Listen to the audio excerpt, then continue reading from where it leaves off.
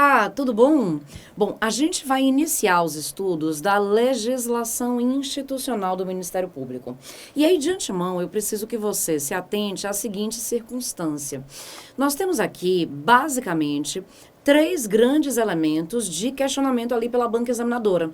Primeiro, claro, nem podia ser diferente, toda a parte específica constitucional, ali no capítulo das funções essenciais à promoção da justiça, que dizem respeito ao Ministério Público. Segundo, a lei complementar institucional do MP, a famosa lei orgânica do Ministério Público. E, na sequência, claro, a gente vai ter atenção específica ao CNMP, Conselho Nacional do Ministério Público. Observe que no tocante às provas voltadas ao MP, mais especificamente aqui para a gente agora, MPU, Ministério Público da União, certamente você tem aí uma legislação que vai ser bastante explorada pela banca examinadora. A gente tem provavelmente algumas questões que certeiras a banca vai buscar aqui na legislação institucional para fazer alguma questão específica aí na nossa prova. Então, bastante atenção. Vamos ver o que essas disposições têm a nos dizer, tá? Nada demais, tudo tranquilo, muito simples, muito fácil, muito objetivo. Você vai perceber, inclusive, que a lei complementar acaba repetindo alguns dispositivos constitucionais. Nem podia ser diferente, né? A lei complementar, ela acaba especificando a regra geral constitucional, então é natural que você perceba que a lei complementar repete alguns desses dispositivos. Bom, vamos deixar de conversa, vamos começar então a analisar esse conteúdo? Claro, a gente precisa partir aí do ponto de princípio, e esse ponto de princípio não podia ser diferente. É a legislação institucional na Constituição, ou seja, o tratamento constitucional a respeito do Ministério Público. Vamos começar então? Primeiro desses elementos, artigo 127. Vamos analisar parte por parte. Eu quero observar com vocês não só a disposição expressa da nossa norma, mas também onde couber aqui uma doutrina, onde couber uma jurisprudência. Eu vou acabar acrescendo esses conteúdos aqui na nossa explicação, combinado? Vamos começar? Artigo 127 da Constituição Federal. Vem aqui comigo. O Ministério Público é instituição permanente, essencial à função jurisdicional do Estado, incumbindo-lhe a defesa da ordem jurídica, do regime democrático e dos interesses sociais e individuais indisponíveis. Claro, primeiro elemento que você tem que considerar aqui no artigo 127, Ministério Público é instituição permanente. O que isso quer dizer? Que eu tenho a obrigação constitucional de manter a instituição Ministério Público.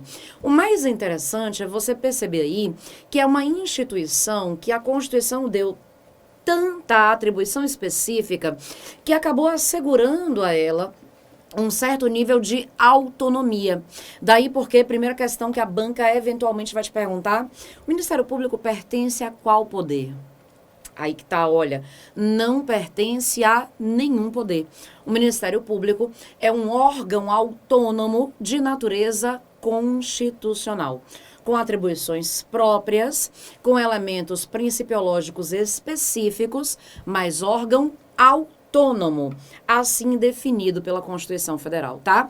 E além dessa autonomia, observe, é órgão permanente. Então quer dizer que eu não posso em nenhum momento no futuro deixar de ter o Ministério Público? Bom, institucionalmente falando, até poderia deixar de ter, mas é claro, como essa instituição está aqui determinada como permanente em nível constitucional, a única hipótese de a gente perceber aí, eventualmente no futuro, uma inexistência do Ministério Público seria por meio de emenda constitucional. Claro, tenha em consideração o princípio de vedação de retrocesso. Então, as garantias já estabelecidas não podem ser retiradas. Assim como, é claro, se eu percebo aí instituições voltadas a determinado tipo de proteção, também não poderiam deixar de existir. E que tipo de proteção é essa? O 127 já estabelece isso pra gente. São os interesses sociais e os interesses individuais indisponíveis. Do que se trata isso? É simples.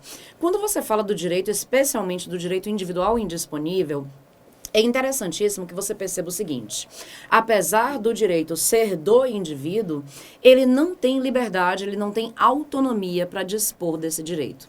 Guardadas as devidas proporções, é como se você dissesse o seguinte: olha, quando a gente está falando ali, por exemplo, de um certo grau de disponibilidade, digamos, lesão corporal, olha, socialmente, existe a possibilidade aí, em termos de adequação social, da gente falar de, por exemplo, um certo grau de lesão corporal que se admite para o direito. Qual? Aqui. Tá aqui, ó. Você tá vendo?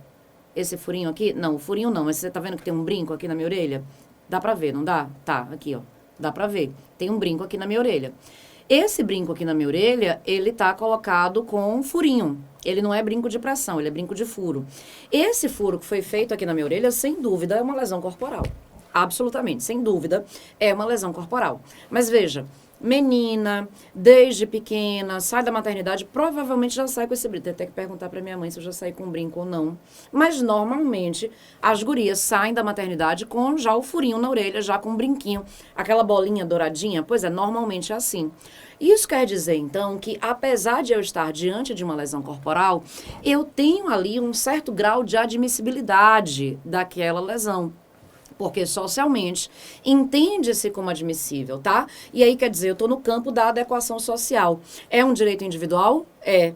Mas eu posso dispor? Sim, um certo grau desse direito pode ser disponibilizado. Por outro lado, quando você fala, por exemplo, do direito à vida, eu tenho direito à vida, o meu direito, a minha vida é meu, mas é um direito do qual eu não posso dispor. Eu não posso simplesmente solicitar alguém, olha, eu não estou mais afim, vá lá e tire minha vida, ou estou mesmo numa situação terminal, em que eu entendo que não tenho mais condição de dignidade, de sobrevivência, médico, desliga aí o aparelho, eu não posso fazer isso. Isso indicaria aí a hipótese de cometimento de crime, percebe? Então, quer dizer que o Ministério Público vai atuar principalmente em relação à defesa desses direitos, dos quais o indivíduo não pode dispor. Ainda que você esteja falando de direitos que sejam dele, direitos que sejam individuais, aquele sujeito não pode dispor desse direito. Ele não tem liberdade, ele não tem autonomia em relação a esse direito. Isso quer dizer, então, que de cara o Ministério Público vai atuar como autor das ações penais que digam respeito aos crimes que afetam especificamente esses direitos, tá? Isso quer dizer, então, na disposição constitucional, que o Ministério Público é função essencial à promoção da justiça. Ou seja, sem o Ministério Público, alguns procedimentos estariam nulos de pleno direito. Isso quer dizer, então, que na prática, aquele procedimento, por mais avançado que esteja, seria declarado nulo, portanto, voltaria até a fase em que fosse obrigatória a manifestação do Ministério Público, tá? Não se esqueça, além disso, o Ministério Público também é essencial, já que a gente está falando de promoção aí da justiça, o Ministério Público é essencial à manutenção da ordem jurídica e também do regime democrático de direito.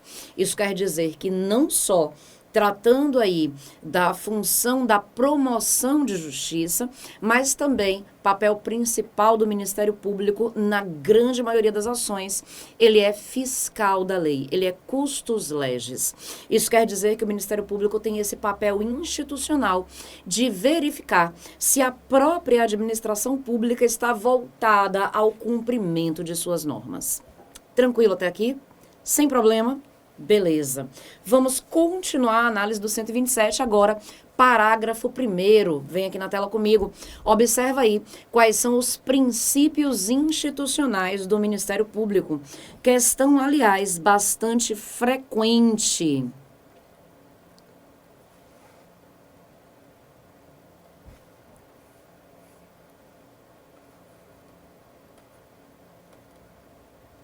Em matéria de questão de prova, quais são os princípios institucionais do Ministério Público? Unidade, indivisibilidade e independência funcional. Bom, você vai perceber que esses princípios, eles guardam etimologicamente uma semelhança bastante próxima entre eles.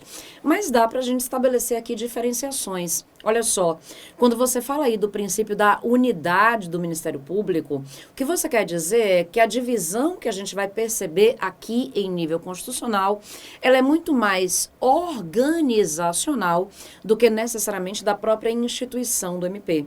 Ou seja, a gente divide, a gente estrutura para organizar melhor.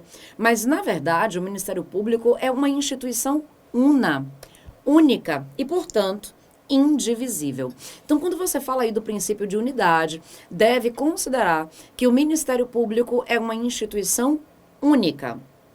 Essa indivisibilidade é a consequência dessa unidade, de eu perceber que esse Ministério Público estará aqui subdividido em, por exemplo, Ministério Público Federal e Estadual, apenas por questões estruturais, mas que rigorosamente a gente está diante de um único Ministério Público.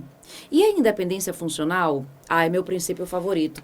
Quando a gente fala de independência funcional, a gente precisa reconhecer que cada membro do Ministério Público, ele atua conforme as suas convicções. Claro, não dá para dizer que são as convicções pessoais desprovidas aí de qualquer elemento volitivo ou de qualquer elemento racional.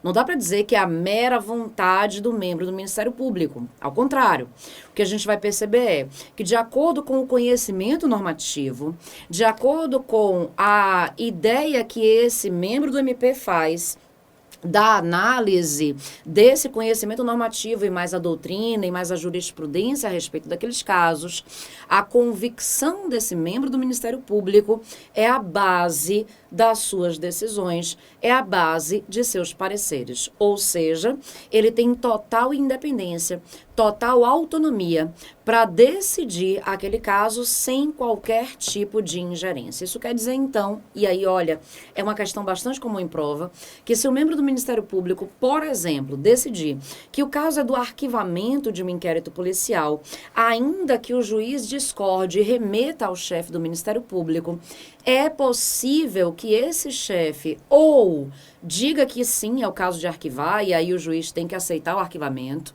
ou então diga que ele próprio vai oferecer a denúncia penal, ou ao contrário, que ele vai designar um outro membro do Ministério Público para oferecer essa denúncia. O que quer dizer, então, que ele não pode voltar em face daquele membro que originalmente disse que entendia pelo arquivamento e dizer para ele, não, eu estou determinando na qualidade de chefe que você precisa promover a denúncia. Ele não pode fazer isso. Essa independência funcional garante ao membro do Ministério Público a autonomia do seu convencimento em face do caso específico, tá?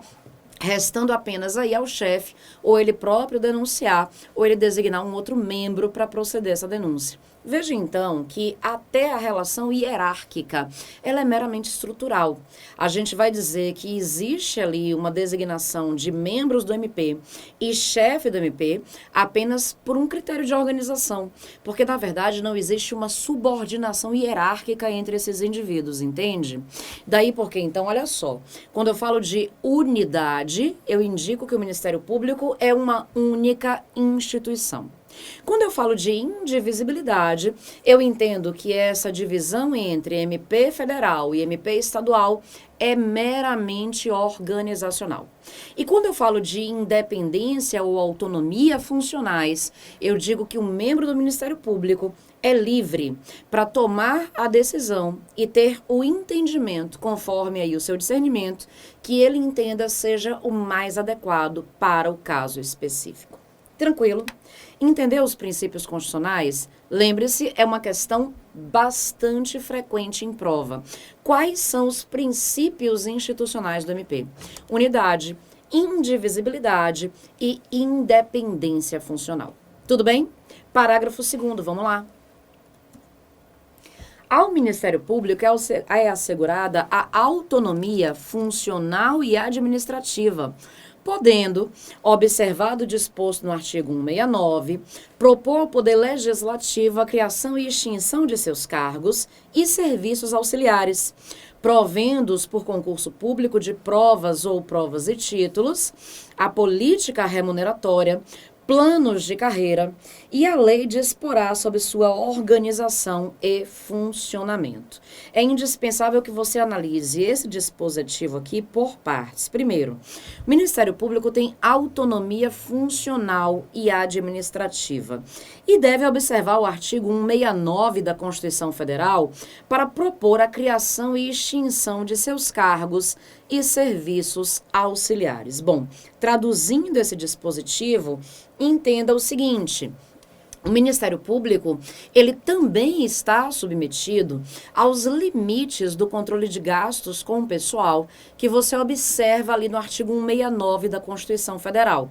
Lembre-se, a Constituição Federal, no seu artigo 169, diz: os entes federativos, União, Estados, DF e município, são obrigados a observar os limites de gasto com o pessoal dispostos em lei complementar. Essa lei complementar é a Lei de Responsabilidade Fiscal, ou seja, Lei Complementar 101 de 2000, que nos seus artigos 18 a 20 estabelece aí os limites de gasto com o pessoal. Bom, especificamente no que diz respeito ao Ministério Público, lembre-se, os municípios não contam com essa instituição. Isso quer dizer, então, que os meus limites de gasto aqui estão atrelados apenas, é claro, àqueles definidos para a União, para estados e Distrito Federal. Nesse particular, a gente vai ter aí para a União a indicação de até 0,6% da receita corrente líquida, enquanto que para estados e Distrito Federal, 2% da receita corrente líquida. Esse é o meu limite de gastos com o pessoal no Ministério Público. Vamos colocar aqui para a gente não esquecer? Volta aqui na tela então. Limite de gastos com o pessoal para a União, 0,6% da receita corrente líquida. Limite de gastos com o pessoal para estados e Distrito Federal, 2% da receita corrente líquida. O que é essa receita corrente líquida? Aquela que é identificada como sendo a receita decorrente da arrecadação de tributos, contribuições sociais, agropecuária, industrial, patrimonial, de serviços, decorrentes de transferências e outras receitas correntes. Deduzidas aí, é claro, as receitas que você obtém a partir dos investimentos, essas denominadas receitas de capital. Bom, já definindo então o que são as receitas correntes líquidas, a gente acaba identificando que para a União, até 0,6% do montante dessa RCL pode ser utilizado aí com limite de gasto com o pessoal para o Ministério Público da União. Por outro lado, para os Ministérios Públicos estadual e distrital, até 2% da RCL. O interessante é você verificar aqui que o Ministério Público também vai se submeter a esses limites de gasto com o pessoal. O que quer dizer, então, que na prática, olha a questão de prova. O Ministério Público é dotado de vitaliciedade, certo? Essa vitaliciedade, ela quer dizer a impossibilidade de demissão por meio de processo administrativo disciplinar. Então, quer dizer que eu também estaria impossibilitada de exonerar o membro do Ministério Público em razão de excesso nos gastos com o pessoal? Olha só, o próprio parágrafo 2º do artigo 127 diz expressamente para a gente que o MP está submetido, sim, aos limites de gasto com o pessoal do artigo 169. Então, se existe ali a hipótese em concreto de extrapolar esse limite de gastos, é possível que eu tenha esse ato exoneratório. Tudo bem? Não chama de demissão, não, porque o membro ou o servidor público ali do MP não cometeram qualquer tipo de irregularidade. Quando você fala aí de exoneração por conta de limite de gastos com o pessoal, o que você precisa reconhecer é o gestor geriu mal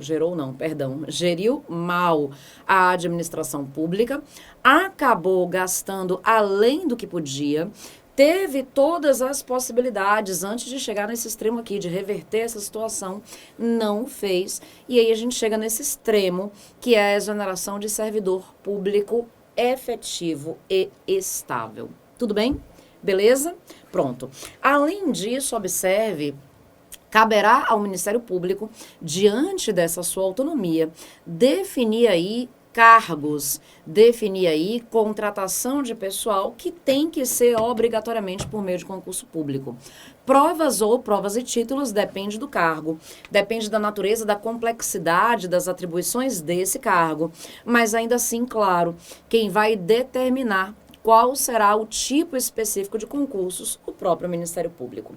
Além disso, claro, não se esqueça, eu disse qual é o cargo, imediatamente eu tenho que dizer quantas vagas, eu tenho que dizer o nome do cargo, eu tenho que dizer qual será a remuneração própria daquele cargo, além de me obrigar também, é claro, mais tarde a criar plano de carreira para aquela determinada função, ok? Considerando então as funções do Ministério Público, não só as próprias de carreira, mas aquelas que dizem respeito aí à serventia do Ministério Público, elas têm sua criação própria pelo MP, dada a sua autonomia financeira e administrativa. Vamos ver o parágrafo 3º? O Ministério Público elaborará a sua proposta orçamentária dentro dos limites estabelecidos na Lei de Diretrizes Orçamentárias, a LDO. Não se esqueça, a iniciativa da lei orçamentária, ela é própria, específica, exclusiva e privativa do Poder Executivo. Ou seja, apenas o chefe do Poder Executivo pode criar o projeto de lei orçamentária.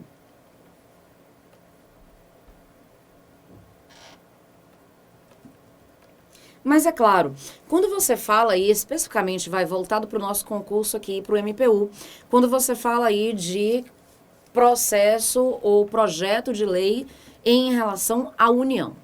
Processo legislativo ou projeto de lei federal deve dar aqui a perspectiva de que o chefe do Executivo, o presidente da República, ele precisa obrigatoriamente conhecer toda, absolutamente toda, a necessidade orçamentária da União. Tem como? Não tem. É um único chefe de executivo num país de dimensões continentais, como é o Brasil, para que ele defina aí quais são as necessidades orçamentárias de toda a esfera federal. Como é impossível para ele conhecer toda essa necessidade, tranquilo, fácil, você vai perceber que cada poder, que cada órgão, que cada ordenador de despesas vai encaminhar ao chefe do executivo a sua proposta orçamentária. Volta aqui na tela, então. Olha, uma coisa é projeto de lei orçamentária, ou seja, o projeto de LOA, projeto de LDO ou projeto de PPA, são escritos, são elaborados pelo chefe do Poder Executivo. Outra coisa diferente é a proposta orçamentária do Ministério Público é elaborada pelo próprio Ministério Público. Isso quer dizer, então, que esse único projeto de lei orçamentária federal vai ser formado aí das diversas propostas orçamentárias dos diversos poderes, órgãos e ordenadores de despesa. Então, cuidado com a pergunta pegadinha da banca, hein? Quem é que escreve o orçamento do MPU? Quem escreve o orçamento do MPU é o presidente da República. Quem escreve o orçamento do MPE? Bom, o Ministério Público Estadual tem seu orçamento escrito pelo governador de estado. Não há que se falar aí do próprio Ministério Público escrever o seu orçamento. Agora, a proposta orçamentária do Ministério Público, essa sim, é escrita pelo próprio Ministério Público. Entendeu a diferença? Projeto de lei orçamentária ou orçamento da União ou do Ministério Público ou de qual seja o órgão federal, quem escreve é o presidente da República. Proposta orçamentária, cada órgão manda a sua para o chefe do executivo, para que ele compile todas essas propostas sob a forma de um único projeto de lei. Cuidado, não vai cair na pegadinha. O MP não escreve o seu orçamento, o MP escreve a sua proposta orçamentária. Beleza? Parágrafo 4º, vamos lá. Se o Ministério Público não encaminhar a respectiva proposta orçamentária dentro do prazo estabelecido na Lei de Diretrizes Orçamentárias, o Poder Executivo considerará, para fins de consolidação da proposta orçamentária anual, os valores aprovados na lei orçamentária vigente, ajustados de acordo com os limites estipulados na forma do parágrafo 3º. Ou seja, se o MP não encaminha a sua proposta dentro do prazo, o Executivo considera a lei orçamentária vigente como referência aí para definir os valores que devem ser encaminhados ao Ministério Público no próximo exercício. Parágrafo 5º. Se a proposta orçamentária de que trata esse artigo foi encaminhada em desacordo com os limites estipulados na forma do parágrafo 3º, o Poder Executivo procederá aos ajustes necessários para fins de consolidação da proposta orçamentária anual. Talvez um dos elementos mais interessantes aqui nesse artigo, ao lado de quais são os princípios institucionais do Ministério Público. Porque, veja bem, eu digo que o MP tem autonomia financeira, tem autonomia administrativa, mas eu preciso reconhecer que, já que a escrita orçamentária não é do MP, e sim do Executivo, e como o Executivo escreve na integralidade todo o orçamento público federal, é indispensável que eu reconheça que o MP se submete, sim, ao controle pelo chefe do Executivo dos limites definidos constitucionalmente. Isso quer dizer, então, que ele tem autonomia para elaborar sua própria proposta. Mas, se essa proposta está em desacordo com o que define a Constituição, é possível ao chefe do Executivo proceder aos devidos ajustes para efeito de eu ter aí proposta orçamentária e, portanto, projeto de lei orçamentária por parte do Executivo adequado constitucionalmente. Tranquilo? Parágrafo 6º, para a gente fechar aqui esse artigo. Durante a execução orçamentária do exercício, não poderá haver a realização de despesas ou assunção de obrigações que extrapolem os limites estabelecidos na Lei de Diretrizes Orçamentárias, exceto se previamente autorizados, mediante abertura de créditos suplementares ou especiais. Aqui a gente precisa identificar o seguinte, olha, quando a gente fala de orçamento público, claro, eu vou vincular agora ao Ministério Público, mas isso que eu vou te explicar a respeito de orçamento diz respeito a qual seja o órgão, ente ou poder, ok? Então, quando você fala de orçamento público, as leis orçamentárias previstas ali no artigo 165, parágrafos 1º, 2º e 5º, respectivamente, da Constituição Federal são PPA, Plano Plurianual, LDO, Lei de Diretrizes Orçamentárias, ou LOA, Lei Orçamentária Anual. Essas duas normas, o PPA e a LDO, são normas orçamentárias de planejamento, ou seja, a administração pública, ela vai planejar, estruturar os gastos que devem ser executados ao longo do exercício financeiro. Quando a gente fala da LOA, no entanto, ela é identificada como sendo o orçamento propriamente dito.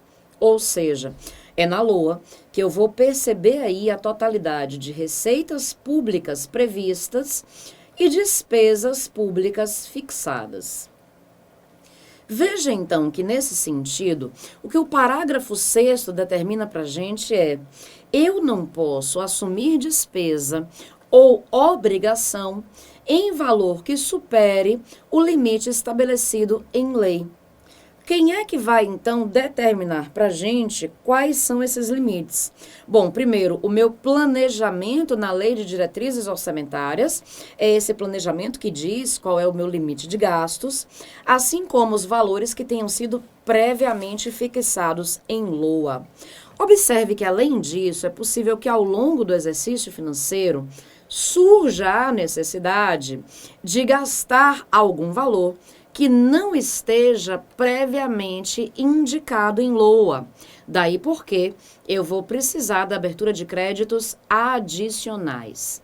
Esses créditos adicionais, eles se subdividem em 3 espécies: créditos suplementares, créditos especiais e créditos extraordinários. Os créditos suplementares são aqueles que vão existir porque na lei orçamentária anual eu fiz a previsão de gasto, eu autorizei aquela despesa, mas o valor que está ali orçado é menor do que eu necessito para gastar. Como assim? Simples. Imagine, por exemplo, que a gente tenha aberto aqui licitação para a contratação de determinada obra ou serviço, que na lei orçamentária eu já tenha autorizado o gasto para essa contratação, mas que ao longo da execução orçamentária eu perceba a necessidade de ampliar o objeto da contratação. A administração pública não pode fazer isso? Está expresso lá na Lei 8666. Eu posso ampliar ou reduzir em até 25% o objeto da minha contratação.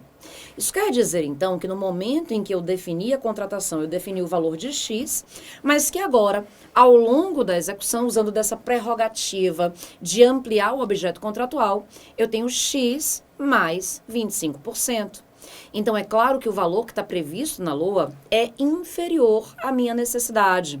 Nesse sentido, então, eu vou precisar completar esse valor. Daí porque crédito suplementar é o crédito destinado a reforçar a dotação orçamentária. O valor está previsto, eu só preciso completar esse valor para fazer o pagamento adequado. Já o crédito especial, ele tem lugar quando eu fiz o devido planejamento nas normas específicas, PPA e LDO, mas por equívoco acabei esquecendo de colocar esse valor na LOA. Então, não existe a previsão desse gasto na lei orçamentária anual. Daí porque é indispensável que eu proceda a criação da dotação orçamentária. Por isso, é interessante você dizer na prova o seguinte, olha aqui, vamos completar. O crédito suplementar é um crédito destinado a um reforço de dotação, enquanto o crédito especial, ele cria a dotação orçamentária. Já o crédito extraordinário, por sua vez, ele tem lugar quando das despesas urgentes e imprevisíveis. Observe, então, quais são os limites definidos aqui no parágrafo 6º. Durante a execução orçamentária, não pode haver realização de despesa ou assunção de obrigações que sejam maiores do que os limites estabelecidos na Lei de Diretrizes Orçamentárias, a não ser que haja prévia autorização por meio de lei, mediante abertura de crédito suplementar e crédito especial. Tranquilo? Entendida essa disposição? Viu lá? É possível, por meio de lei, além da LOA, além da LDO, que eu tenha ali autorização para crédito adicional, e se essa é a hipótese, claro, eu tive todo o trâmite regular de processo legislativo para legislação orçamentária, absolutamente respeitado. Houve a proposta aqui feita pelo Ministério Público, essa proposta foi encaminhada ao Executivo, o Executivo faz o projeto de alteração de lei, ou de abertura de crédito por meio de lei, encaminha ao Legislativo e o Legislativo autoriza essa disposição. Tudo bem até aqui? Beleza. A gente vai ver em seguida, então, no próximo bloco, a divisão institucional do Ministério Público. Até já!